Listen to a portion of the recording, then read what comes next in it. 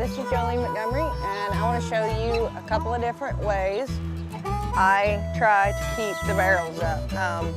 I do hit quite a few barrels, but I think maybe I let my horses cheat a little bit in training, so that's why. So I am a pro at combating this. Okay, first of all, there's two reasons horses hit barrels. One is they're cheating, the other they just turn too tight. So let's deal with cheating first. Okay. Obviously, we all know what cheating is. We're coming across here, about 2 or 3 strides out, shoulder goes down, and obviously we come right here and hit the barrel. Okay, so the easiest approach, and to start out with for mild cheating incidents, is to just trot, lope, run them straight by the barrel. And a lot of times it does take more than a trot. Sometimes you have to do it at a run because they know exactly what you're doing at a trot. Just straight by. Like I said, a lot of times they know at a trot or even a lope what you're doing, especially at home. They're like, I know she's gonna tune me off of it, so I'm just gonna go straight. So you have to do it at a run. It's not always pretty, but sometimes that's what it takes. So, first thing you can do, straight by it. Second thing, the next level, I guess you could say, of cheating counter would be counter arc them off into a circle. There you go.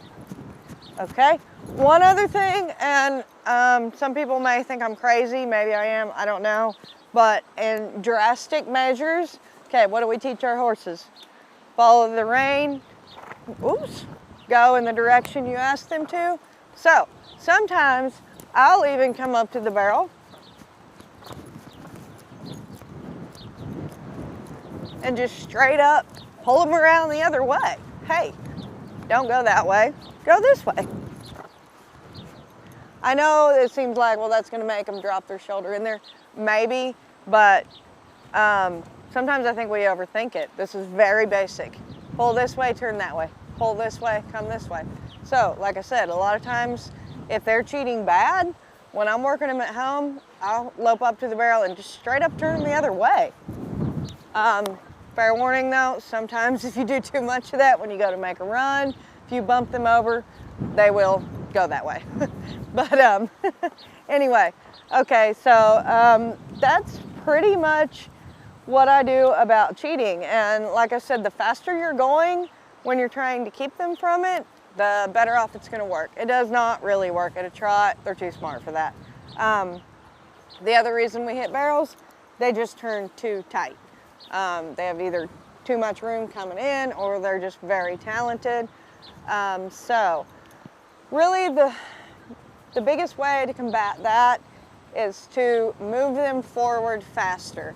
Now you can lope around the barrels wider, you can lift their shoulder, but a lot of times that just makes them want to get in there more, especially something like this horse, a Dash to Fame. They really want to get in there, and the more you try to get their nose and move them out, the more they want to get in there. So instead of doing that, I just move them forward more and go faster more.